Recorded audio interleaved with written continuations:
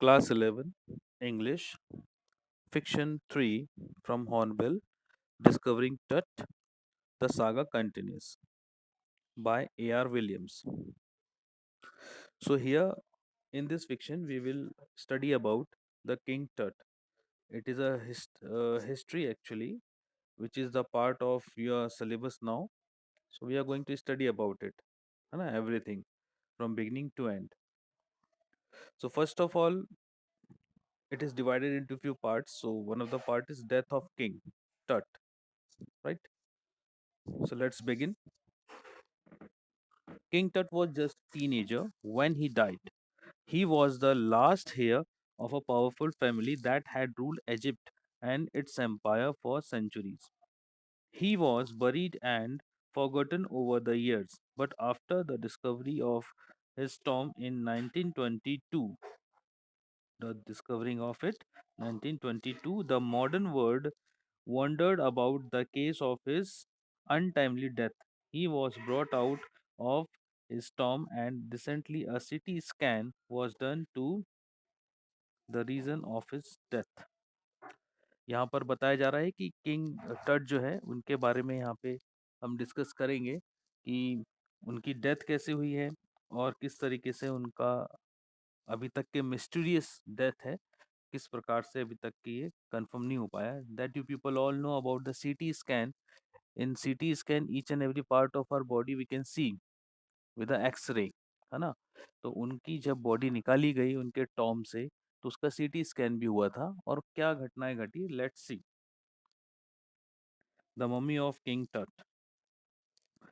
At 6 p.m. on 5th January 2005, the world's most famous mummy was taken out from its burial tomb.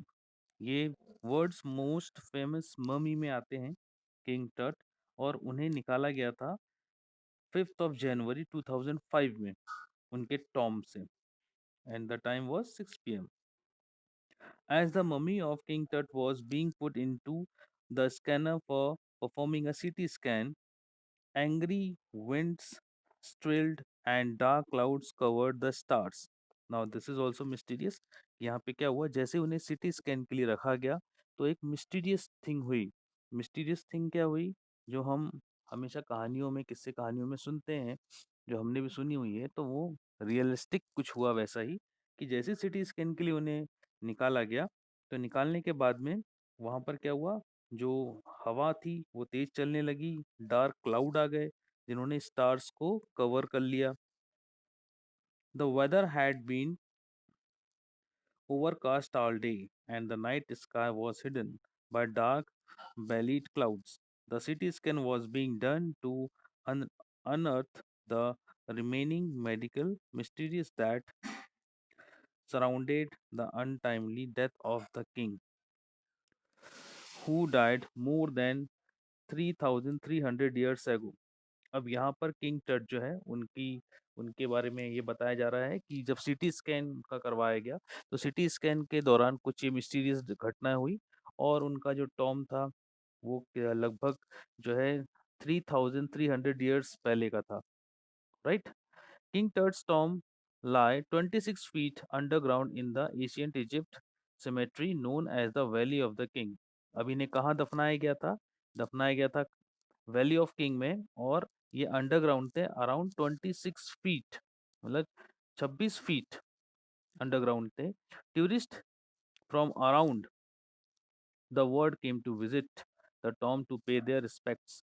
अब यहाँ पर जो tourist हैं काफ़ी दूर दूर से आते हैं उनको रिस्पेक्ट देने के लिए, उनके टॉम को देखने के लिए, और कई लोग थोड़े से फियरफुल भी रहते हैं इन सब चीज़ों के लिए। वहाँ पे बहुत सारी बातें हैं, जैसे हम वहाँ पे बात करें कि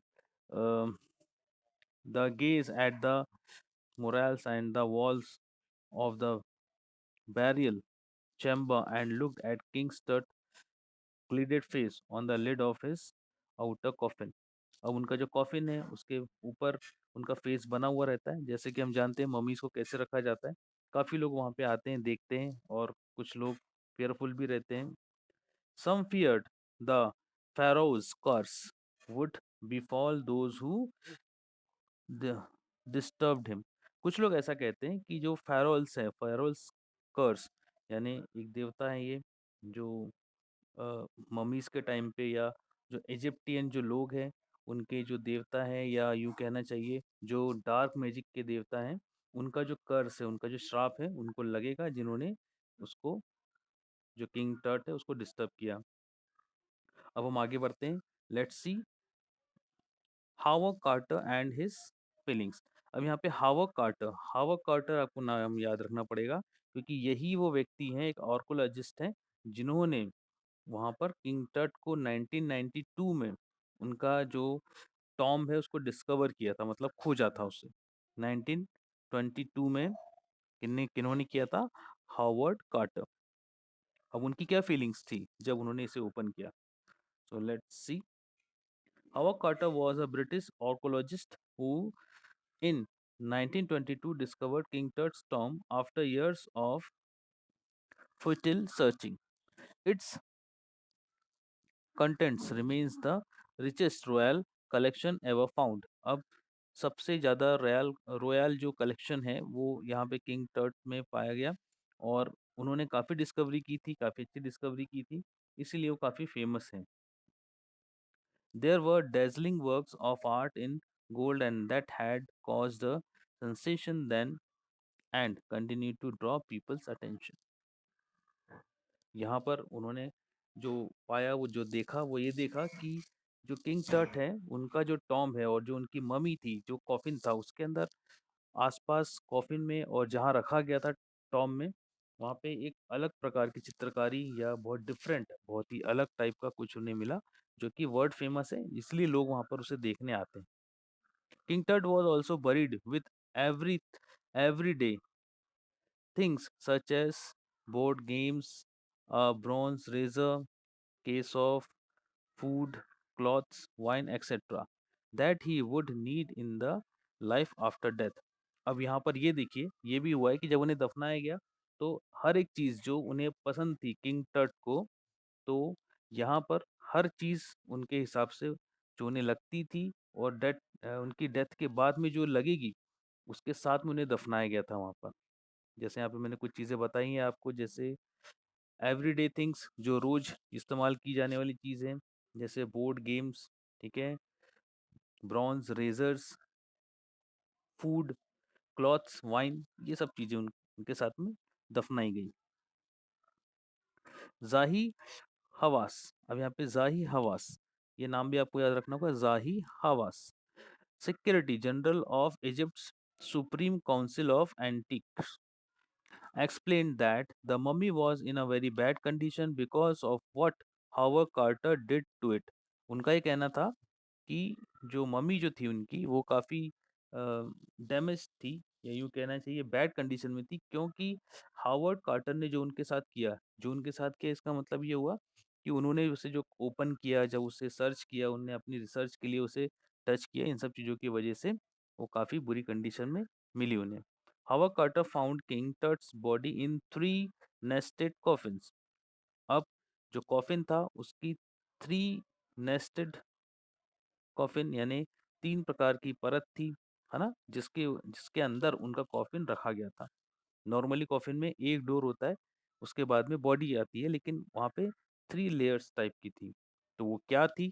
let's see. In the first coffin he found a shroud decorated with garlands of willow and olive leaves, wild clay, lotus petals, and cornflowers, which indicates that the burial took place in the March or April. ये जो सारी जो पत्ते और जो फूल जो वहाँ पे पाए गए थे, जो उनके साथ में डाले गए थे, तो ये बताता है कि ये जो समय रहा होगा मार्च या अप्रैल का रहा होगा, कि उसी समय ये फूल पत्तियाँ पाई जाती है। When he finally reached the mummy, यानी उनकी परत हटाने के बाद में जब मम्मी तक वो पहुँचे, सो ही रैन इनटू ट्रबल, उन्हें बहुत प्रॉब्लम हुई। क्या प्रॉब्लम हुई? The rituals resins had hardened, cementing King Tut to the bottom of the solid gold coffin, यानी ऊपर से लेकर नीचे तक उनकी जो बॉडी थी, जो पूरी बॉडी होती है, उस उसके हिसाब से पूरा जो कॉफिन बना हुआ था, जो बॉडी का जो आउटर पार्ट होता है, उससे मिलाकर जो कॉफ़िन बनाया हुआ था वो एक सॉलिड गोल्ड का बना हुआ था। तो यहाँ उन्हें प्रॉब्लम गई क्योंकि ऐसे कॉफ़िन को खोलने के लिए परमिशन चाहिए होती है। बहुत दिक्कतों का सामना हो सकता है और इससे कहीं बॉडी डैमेज ना हो जाए, ये भी प्रॉब्लम रहती है। So it was the feeling of the Howard Carter. Let's go ahead. Howard Carter had a chisel out King Tut's mummy. अभी हम यहाँ पे पढ़ते हैं. Howard Carter tried to loosen the reasons by the putting the mummy outside in the sun that heated into 149 degree Fahrenheit. For several hours, the mummy was set outside in blazing sunshine, but nothing happened. क्या होता है कि जब mummy को बाहर निकाला गया तो सोचा कि इसे सनशाइन में या थोड़ा हीट में रखने से कुछ ऐसा होगा या कुछ केमिकली कुछ उन्हें फ़ायदा मिल जाए जिससे कि उनके कॉफ़िन को खोलने में कोई प्रॉब्लम ना जाए। लेकिन ऐसा कुछ नहीं हुआ, वो जैसी की वैसी ही रही, उसमें कोई बदलाव नहीं आया। That is also we can see it is also mysterious thing had happened. He, he reported that the rough material had to be cut from under the limbs and trunk to free the king's remains. अब ऐसा उन्होंने report किया कि अब जो hard material है यानी gold का जो ऊपर से कॉफिन जो रखा गया है उसे काटना पड़ेगा ताकि जो अंदर की जो बॉडी है उसे हम निकाल सकें. The royals in King Tut's time believed that they could take their fortune with them after death. मतलब जो रॉयल्स थे उस समय के किंग्स के उस टाइम के ऐसा कहा जाता है कि जो भी फॉर्च्यून होता है, जो भी फॉर्च्यून मतलब किस्मत होती है, वो डेथ के बाद में अपने साथ ले जाते हैं जो भी उनकी डेथ होती है. Hence, King Tut was buried with all his expensive belongings. उनको अपनी सारी एक्सपेंसिव बिलोंगिंग्स के साथ में बरी किया गया यानी कि उन्हें दफनाया गया. To separate King Tut's from his ornaments, Howard Carter's men removed the mummy's head and cut off nearly every major joint. अब उनको उनके जितने भी ऑर्नामेंट्स थे मतलब थे ऑर्नामेंट्स मतलब जो शरीर पे जो गहने वगैरह होते हैं उसमें से हटाने के लिए उनके जो मैन थे उनके मैन ने ये किया कि उन्हें हर जॉइंट से हेड का जो जॉइंट्स था उसको काटने की कोशिश की ताकि हम उसे अलग कर सकें और उसका ऑब्जर्वेशन किया जा सके. Then they resemble the remains of the body on a layer of sand in a wooden box with padding. अब उन्होंने पूरी बॉडी को निकाला और उन्होंने रखा ताकि इसकी स्कैनिंग की जा सके. अब देखते हैं कि इसके आगे क्या होता है. King Tut's mummy X-rayed. इसका मतलब ये हुआ कि अब किंग टर्ट्स की जो ममी थी उसका एक्सरे किया गया. अब वो एक्सरे कैसे होता है? Let's see. Archaeology has changed since then, focusing less on treasures and more on the fascinating details of life and fascinating mysterious of death. अब यहाँ पे आर्कोलॉजी जो है वो चेंज हो चुकी है.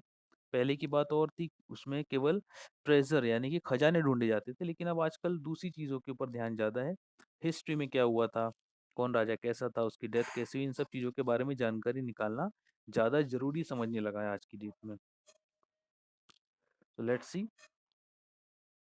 It also uses more, yes, it also uses more sophisticated tools. बहुत ज़्यादा sophisticated जो है टूल्स का इस्तेमाल किया जाता है, मतलब ऐसे सेंसिटिव टूल्स जो कि आसानी से हम लोग इस्तेमाल नहीं कर सकते. Now listen, in 1968, in 1968, more than 40 years after Howard Carter's discovery and anatomy, Professor X-rayed the mummy and revealed an aston as yes amazing fact that beneath the reason that caked King Tut's chest, his breastbone and front ribs were missing.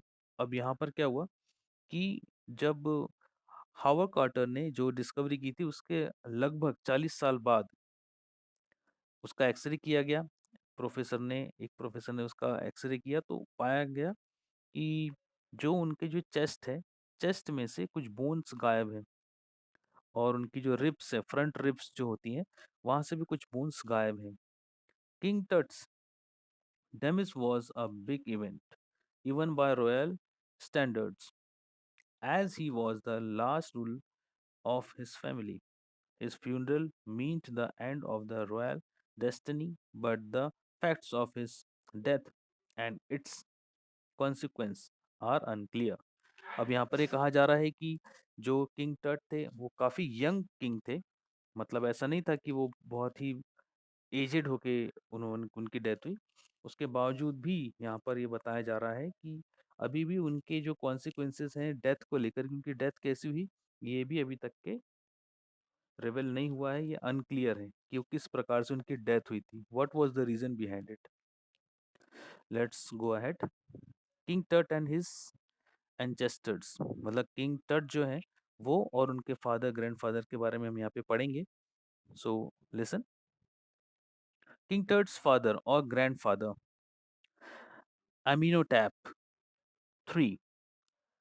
आप ये समझ पा रहे हैं कि अमीनोटैप three का मतलब क्या हो रहा है। जो कई बार किंग जो होते थे वो अपना नाम रखते थे, ठीक है, और उसके आगे 1 2 3 4 ऐसा लगाया करते थे एक टाइटल के तौर पे। तो यहाँ पर अमीनोटैप थ्री उनके ग्रैंडफादर थे किंग टट के। Was a powerful king who ruled for almost 4 decades. His son Amenhotep four succeeded him. फिर जब अमीनोटैप जो आए उनके जो सन बने उनको अमीनोटैप फोर कहा गया। फिर अमीनोटैप थ्री से अमीनोटैप फोर सक्सीडेड हिम, मतलब उन्हें लगभग 4 डिकेट्स मतलब लगभग 40 साल उन्होंने राज किया। He was very strange king. बहुत स्ट्रेंज किंग थे वो अमीनोटैप फोर। तो स्ट्रेंज क्या था, let's see. He promoted the worship of Aten the sun disc and changed his name to Akhenaten. अब उन्होंने क्या किया कि अपना नाम जो है बदल दिया। अखिनेटेन उन्होंने अपना नाम रखा, और साथ ही साथ उन्होंने कुछ रूल्स बदले वर्शिप करने के। वर्शिप करने के क्या रूल बदले उन्होंने कि सन डिस्क को उन्होंने पूजना शुरू किया, उसकी पूजा करना शुरू की। He moved the religious capital from Thebes to Akhenaten, now known as Amarna. He shocked the country by attacking a major god Amun by breaking his image and closing down his temple.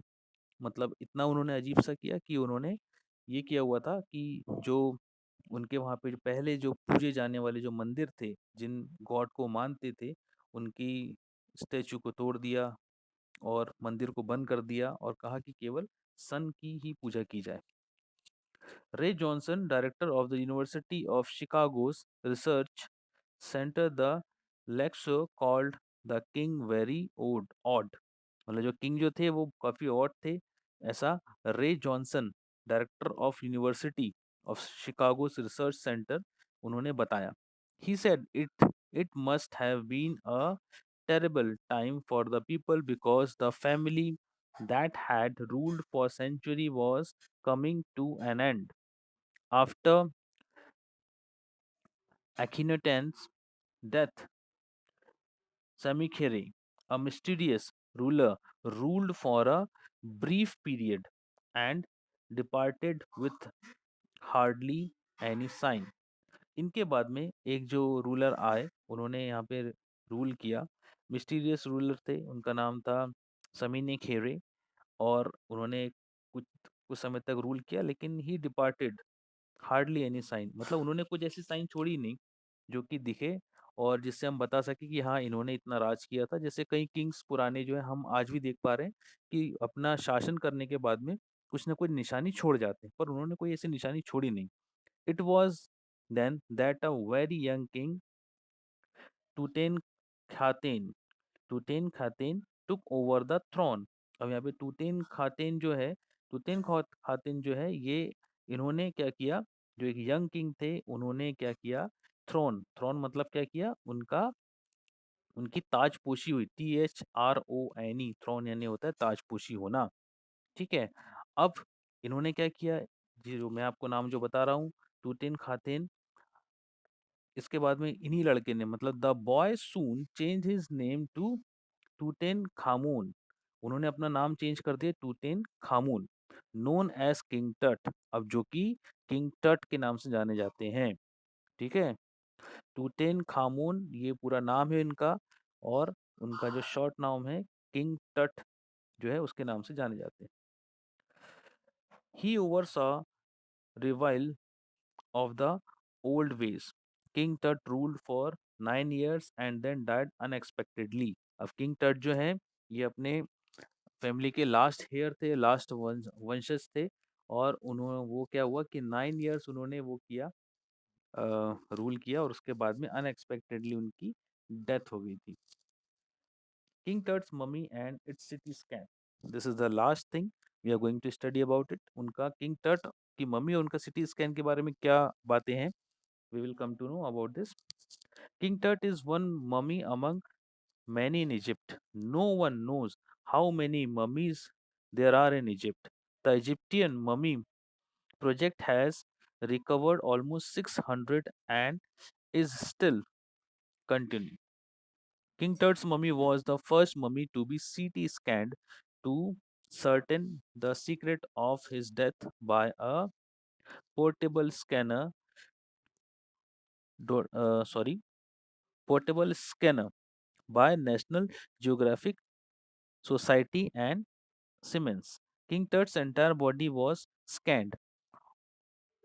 अब क्या हुआ यहाँ पर, ये बताया जा रहा है कि मम्मी बहुत सारी है इजिप्ट में, काफी सैकड़ों मम्मीज हैं, लेकिन उसमें सबसे पहले जो सीटी स्कैन किया गया था वो किंग टट का ही किया गया था।